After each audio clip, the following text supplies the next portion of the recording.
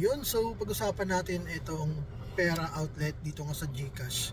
Kasi ang daming nagtatanong, ang daming comment dito sa mga videos natin regarding nga dito sa pera outlet. So kung mag-a-apply daw ba ng pera outlet, mandatory daw yung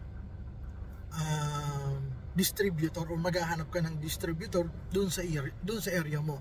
So share ko lang sa inyo, nung nag-apply ako dito sa aking pera outlet, dito sa aking GCash account. So may nakalagay naman doon na area distributor. Pero hindi naman siya mandatory.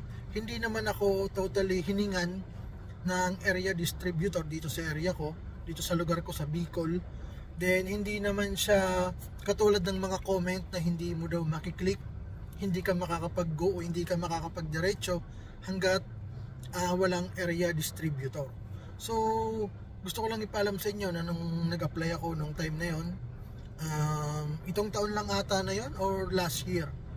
So hindi naman siya mandatory, hindi naman kailangan ng area distributor nung nag-apply ako. Kaya hindi ko alam bakit halos karamihan nagtatanong kung paano nga daw ba makakuha or yun nga regarding sa area distributor.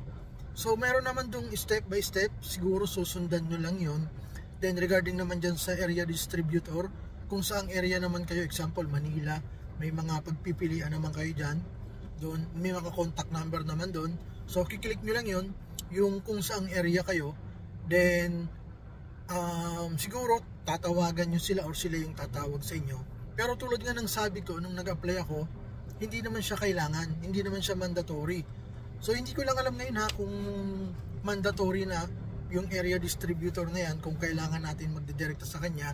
Kasi nga nung nag-apply ako, wala namang, may ganyan, may nakalagay na area distributor, pero hindi naman siya mandatory, hindi naman siya totally na hahanapin ko yung area distributor sa lugar ko para makapag-start ako.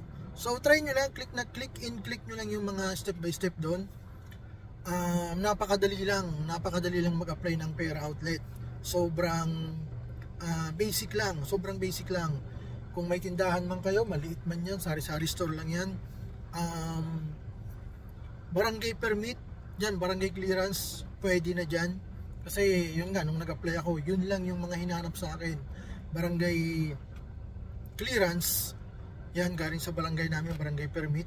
Then picture lang, kahit maliit lang yung pwesto ko nun. Meron akong mayor's permit pero hindi ko na siya pinasa kasi sabi ko nakalagay naman doon barangay permit, pwede na. So yun lang yung pinasa ko. Sa isip-isip ko, kung hanapan ako ng mayor's permit, saka ko ipapasa yung mayor's permit ko. So yun na nga, hindi naman siya hinanap. After ng ilang days, na-approve naman, hindi naman ako hinanapan ng area distributor. So try nyo lang, sundan nyo lang yung mga step by step doon, yung guide, pindutin nyo lang yung mga kailangan doon pindutin, then comment nyo rin po kung talagang mandatory na yung area distributor na yan kapag mag-a-apply ng pera outlet. So yun lang.